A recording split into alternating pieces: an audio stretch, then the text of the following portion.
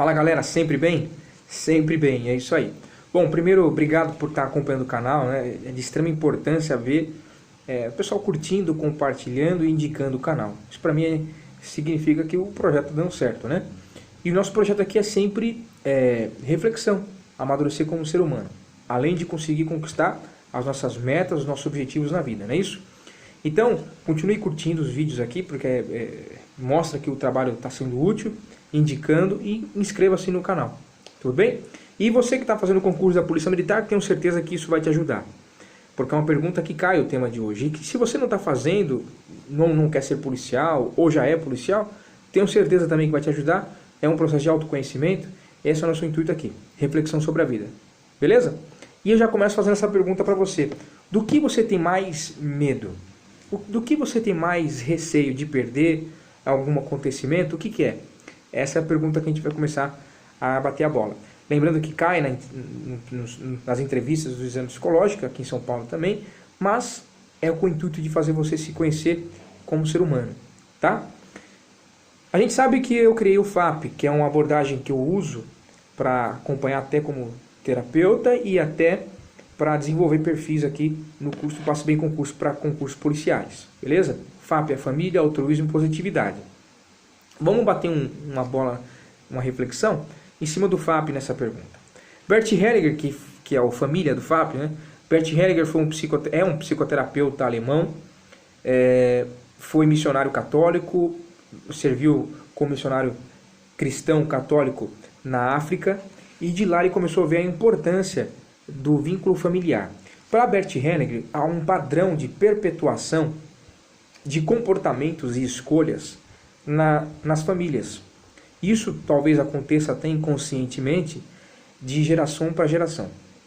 Isso interfere na escolha da profissão, na escolha do casamento, nas atitudes que você tem diante das diversidades e nas atitudes que você tem até boas e ruins na sua vida. Isso chama constelação familiar. E para Bert Hellinger, ele cria um negócio chamado as 3 ordens do amor. As 3 ordens do amor são como se fossem princípios que norteiam as relações familiares, que por consequência vão nortear as suas escolhas, as suas atitudes diante de adversidades e decisões na sua vida. Então a primeira ordem do amor para Bert Hellinger é a necessidade de pertencer a um grupo ou a um clã. Todo mundo tem necessidade de pertencer a um grupo, a alguma determinada organização familiar, por exemplo. A segunda é a necessidade de equilíbrio entre dar e receber. Ou seja, se faz necessário você doar-se e ao mesmo tempo se sentir acolhido. E a terceira é a necessidade de hierarquia dentro de um grupo, dentro de uma família. Essa hierarquia não tem nada a ver com de repente, quem manda mais ou quem manda menos. Tem a ver com reconhecimento de ancestralidade, por exemplo. Tem mais a ver com o tempo do que com mandar. Tem mais a ver com quem chegou primeiro na família e quem chegou depois. Reconhecimento e a relação que você tem dentro desse reconhecimento. Bom, o que a jogada é o seguinte, você tem a pessoa que tem um casamento infeliz, por exemplo. Caio, eu estou vivendo um casamento extremamente infeliz por conta disso e daquilo. E eu te pergunto, tá, mas o que você fez para melhorar esse casamento e o que você tem para fazer um processo de reflexão agora? Por que você escolheu este casamento? É uma pergunta, né? Minha mãe tinha o mesmo casamento, meu pai tinha os mesmos problemas no casamento. Eu estou fazendo as mesmas coisas agora. Percebe como o padrão de escolhas vão se repetindo? Desde que você, neste momento, perceba-se, tenha consciência disso e determine-se que você não vai mais perpetuar algo negativo que vem de geração em geração, destruindo as suas famílias. Isso, por exemplo, vício, isso aconteceu na minha família. Minha família, por parte de mãe, teve um problema muito grave com a questão do alcoolismo. E eu decidi que, da minha geração em diante, eu, pelo menos, seria uma pedra de mudança na minha geração, da minha família, porque eu não colocaria nunca um copo de álcool na boca. E não ponho. De vez em quando dou umas escorregadas no vinho, mas é só vinho, nunca coloquei um copo de cerveja na boca. Então, assim, eu decidi, porque eu estava consciente do poder de destruição que o álcool fez ao longo da história da minha família, e eu queria que isso parasse na minha geração, e faço o possível para isso não perpetuar para minha filha, para os meus netos. Por isso que eu tenho consciência disso. Então, isso é um exemplo. E que você tenha consciência do que vem destruindo as suas famílias, a sua família, né? A sua família ao longo da história, e que você toma a decisão de que isso vai parar aí. De repente pode ser ideias, comportamentos de fracassado, ideias pessimistas, ideias de que o comodismo é melhor. Ah, se eu continuar do jeito que eu tô, é melhor. Ah, nada vai dar certo para mim, porque meu pai falou, porque minha avó falava, porque minha bisavó falava. Então a gente sempre se acostumou em ter a nossa vidinha básica aqui. Veja, se você está decidido a transformar a sua vida, a mudar, a ser alguém melhor, a mudar a história da vida da sua família, você tem que ser essa pedra de mudança. Você tem que ter essa força. Isso você vai lutar contra a sua criação, seus medos inconscientes e contra os seus antepassados. É uma tarefa muito difícil. Primeiro, você tem que ter consciência. Segundo, tem que ter coragem. E terceiro, atitude. Tá certo? E fazendo isso, você quebra um vínculo. Um vínculo dos seus antepassados de querer perpetuar um padrão na sua família. Isso acontece por empatia. Por que isso acontece por empatia? Porque, veja, se eu tenho um tio que foi problemático com álcool, que teve uma vida destruída, arrasada pela bebida, inconscientemente, para se aproximar dele, por mais que ele tenha morrido, né? Eu quero me aproximar do álcool, eu quero sofrer o que ele passou, porque esse sofrimento inconsciente faz com que eu me sinta mais digno de pensar no meu tio. Olha como é que o seu cérebro funciona. Isso você não percebe, isso é inconsciente, né? Então você tem que ter consciência disso, acabar com esse vínculo mal que às vezes está destruindo a geração da sua família, e de você agora em diante reconstruir um padrão de uma nova forma de encarar a vida, novas atitudes, nova forma de olhar para o próximo, de se olhar e de reagir diferente diante das diversidades da vida, tá ok? Tem uma frase, uma letra, né, que eu até anotei aqui, que é do Jota Quest, que é um grupo, né, uma banda, sei lá o que é um grupo de música. E eu gosto muito, acho essa letra muito bonita. Se bem que quem escreveu não foi o Jota Quest, me parece que foi o Nando Reis, que foi o compositor, mas eu vou ler para vocês. Viver é uma arte, é um ofício, só que é preciso cuidado para perceber que olhar só para dentro é o maior desperdício. E ali termina a frase, porque o amor pode estar do seu lado. Então, viver é uma arte, viver é um ofício. No entanto, é preciso cuidado para perceber que olhar só para dentro é um grande desperdício. Eu não preciso falar mais nada porque a letra é rica, ela fala por si só, né? O problema da humanidade hoje, da pós-modernidade, as doenças psicológicas aumentando, como por exemplo depressão, síndrome do pânico, estresse, angústias, enfim, tudo isso aumentando e vai aumentar cada vez mais, é porque as pessoas olham na maioria das vezes só para dentro. Acham que o mundo começa e termina em si mesmo. As pessoas estão cada vez mais em si mesmadas. Então, não olhe mais para você. Perceba o outro. Perceba-se participante de um sistema muito maior, inclusive, do que você mesmo. E aí vem o altruísmo, já fazendo um gancho. Altruísmo do FAP, que vai virar um livro, né? O altruísmo de Augusto Comte. A gente pode usar o altruísmo do Durkheim, mas eu vou usar aqui de Auguste Comte, né? Que foi um filósofo, Isidore Auguste Comte, que foi um filósofo francês, considerado o pai da sociologia, considerado o pai do positivismo, que ficou bem conhecido por ter uma postura bem austera em relação às mudanças e a algumas coisas que aconteceram, principalmente nos pensamentos filosóficos da Revolução Francesa. E ele escreveu um trecho que eu acho interessante sobre definição do que é altruísmo para Auguste Comte. E nós vamos ler aqui. O altruísmo para ele é a tendência à inclinação de natureza instintiva que incita o ser humano à preocupação com o outro e que, não obstante, a sua atuação espontânea deve ser aprimorada pela educação positiva, que ele criou o positivismo, evitando-se assim a ação antagônica dos instintos naturais e do egocentrismo. Ou seja, o altruísmo para ele é o que mantém a perpetuação da espécie. O altruísmo para Auguste Comte é aquilo que vai manter a espécie viva. É quando eu paro de olhar só para o meu umbigo e olho para o próximo. e vejo que existe o mundo além de mim, e vejo o outro além de mim. Percebe? Um exemplo de altruísmo a gente pode citar João, o Evangelho de João, capítulo 3, versículo 18, que eu separei aqui para ler para vocês. Eu acho que na história da humanidade, um exemplo clássico que tem, independente da sua religião, um exemplo de altruísmo é a figura de Cristo. E no Evangelho de João diz o seguinte: porque Deus amou o mundo de tal forma que deu seu Filho unigênito, para que todo o que nele crê não pereça, mas tenha a vida eterna. E termina falando assim: pois Deus mandou o Filho para salvar o mundo e não para julgá-lo. Ou seja, Deus, você acreditando ou não, se fez homem, abriu mão da sua glória, de todo o seu poder, em prol do outro. Isso é um exemplo clássico de altruísmo, de servir. Um exemplo também é quando Jesus limpa e lava os pés dos seus discípulos. Não tem nada melhor que isso. A gente confunde, às vezes, as pessoas reprovam no exame psicológico e falam assim: Caio, eu reprovei por liderança e relacionamento interpessoal. É a mesma coisa. Liderança e relacionamento pessoal são as mesmas características. Porque um líder é alguém que coloca no lugar do outro.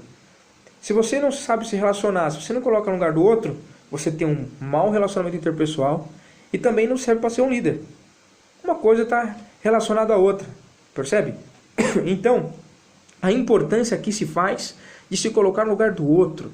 O altruísmo é você começar a perceber o outro. É começar a perceber que o policial, por exemplo, é feito para servir e não para ser servido. Porque alguém que sai de casa todos os dias para salvar a vida de alguém e colocando em risco a sua própria vida, que ele não conhece, é porque é uma característica de um altruísta. Alguém que está disposto a se doar para o próximo. É o que falta no mundo. Porque hoje o mundo, as pessoas são em si mesmadas, como eu disse, só vivem olhando para o seu próprio umbigo. É o egocentrismo. Na pós-modernidade, o que vale é o eu, não o outro.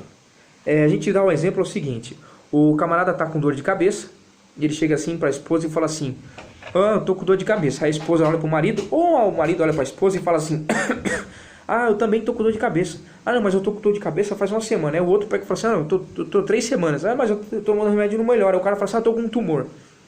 As pessoas vivem disputando a atenção. Ninguém mais está disposto a ser a fonte de acolhimento. Todo mundo quer ser acolhido, mas ninguém quer acolher o próximo. É uma carência. Por isso que as pessoas estão se matando. Por isso que está aumentando a depressão. Por isso que está aumentando síndromes e surgindo cada vez mais problemas emocionais. Por isso, né? As pessoas não olham mais para o outro, só olham para si mesmas. E uma outra característica do FAP, depois você vai me perguntar assim: por que tem a ver isso com do que você tem mais medo? Calma, aguenta até o final. E depois tem lá Viktor Frankl, do FAP, que é o positivo, que tem mais a ver com o sentido do que o P do positivo, porque para Viktor Frankl o positivo é o sentido de vida. E eu te pergunto, qual é o sentido da sua vida? Viktor Frankl foi um neuropsicólogo austríaco.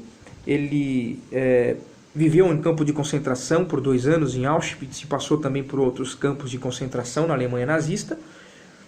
E fundou a logoterapia, que é inclusive um livro que eu estou aqui indicando para vocês hoje. Já devo ter indicado em algum vídeo, mas esse livro é sensacional, mudou a história da minha vida e a abordagem que eu uso na psicologia, né? Em busca do sentido. Leia, cara, esse livro, vai ajudar muito para você. E aí, a pergunta é o seguinte: qual é o sentido da sua vida? Qual é o sentido de você tentar fazer esse concurso, passar no concurso? Qual é o sentido de você ser policial? Qual o sentido de você ser médico, de você ser professor? Qual o sentido de você fazer o que faz na sua vida?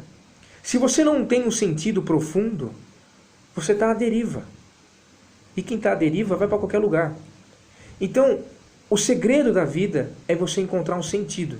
Só que um sentido que não seja líquido, igual dizia Bauman, um sentido que seja profundo na sua essência. E aí vem o altruísmo e a família. Um sentido que vai além do seu egocentrismo e que passa para o outro. Um sentido que não se prende a bens materiais, porque tudo isso pode ser tirado de você. Um sentido não pode ser um carro, porque você pode perder o carro. O sentido não pode ser sua casa, porque você pode perder sua casa. O sentido não pode ser a conta bancária, porque você pode perder a conta bancária. E hoje, na religião das redes sociais, né? É como se fosse o Facebook, uma postagem, uma prece.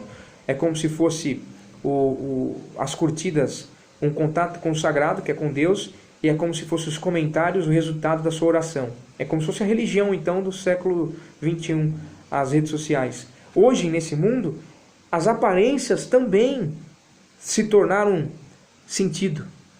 Então não importa se eu estou tudo cagado na minha vida, não importa se eu estou lascado, minha esposa está me batendo, eu bato na minha esposa, minha filha está nas drogas, não importa nada.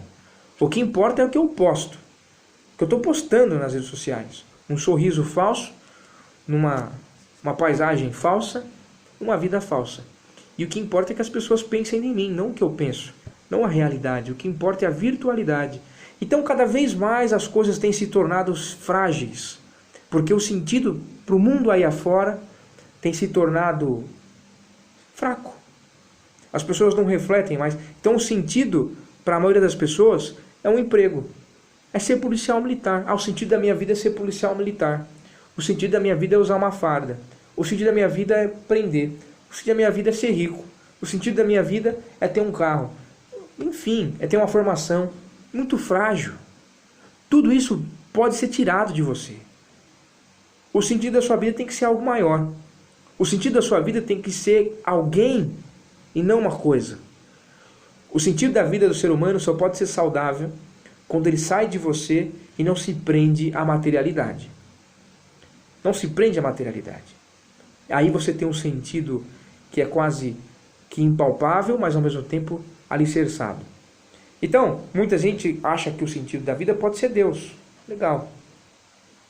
Às vezes o sentido da sua vida pode ser a sua família. Às vezes o sentido da sua vida pode ser um filho. Pode ser. Mas e se você perder a sua família? E se você perder o seu filho? E aí? Reflita. E a frase, para a gente terminar a reflexão sobre... Eu escolhi duas frases interessantes do Viktor Frankl, que foi o fundador da terceira escola vienense, que a gente fala de abordagem terapêutica. É o seguinte: você não pode controlar as coisas que acontecem com você, mas pode controlar a forma com que você reage aos acontecimentos. Olha que interessante, você não pode controlar os acontecimentos, porque você tá na pista de dança, mano. Pode acontecer qualquer coisa com você, coisas boas e coisas ruins.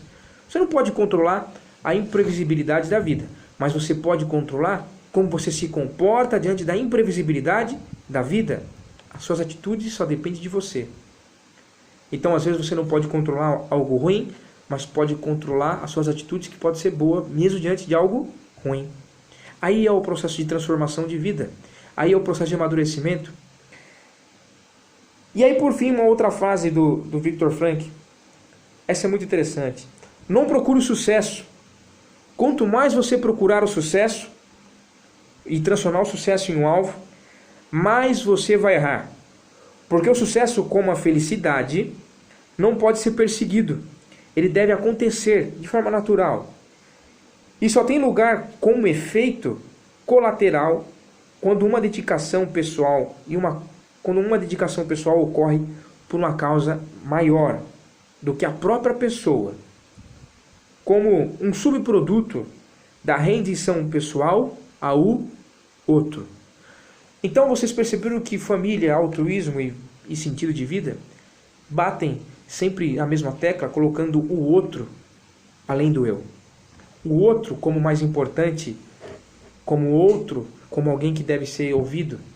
No mundo do individualismo, no mundo onde as pessoas só pensam em si, no mundo do egocentrismo, no mundo onde há guerras e guerras por ego, diferente da Idade Média e da modernidade, no mundo onde o eu é o que mais vibra e reverbera pelo universo afora, o seu maior medo, eu tenho certeza, o seu maior medo é olhar para você mesmo. O seu maior medo é que você não sabe quem é você. O seu maior medo é que você ainda não se encontrou como ser humano. Você não se encontrou como pessoa, como pai, como filho, como mãe, como amigo, como profissional. Você não se encontrou, porque falta um sentido. Esse deve ser o seu maior medo. A solução é você começar a olhar para as pequenas coisas. Olhe para o passarinho cantando na rua. Olhe para o céu. Sinta o vento. Perceba que o sentido da vida não pode estar na materialidade das coisas, nem nas circunstâncias dos acontecimentos que você conquistou. Parabéns se você é pós-graduado, se você é doutorado, se você é coronel, se você é delegado. Muito bom. Significa que você se esforçou muito para conseguir isso. Eu tiro o chapéu para você. Mas isso não pode te definir como ser humano. Você deve ser além disso.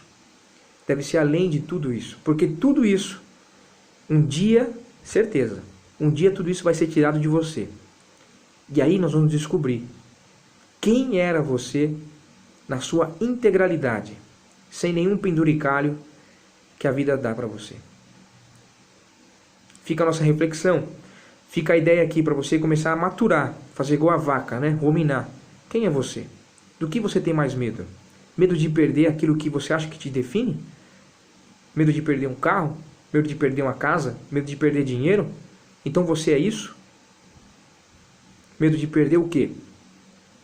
Ou você simplesmente tem medo de perder aqueles que você ama, porque você acredita que você é aqueles que se relacionam com você? Eu não sei, são questionamentos. Eu mais questiono do que respondo. Esse é um processo de reflexão que eu tenho certeza que vai te ajudar nessa pergunta. Do que você tem mais medo? Beleza? Sucesso, motivação e conquista na vida. Não se esqueça de indicar, criticar e se inscrever no canal. Beleza? Um beijo no coração. Até o próximo vídeo. Falou, galera!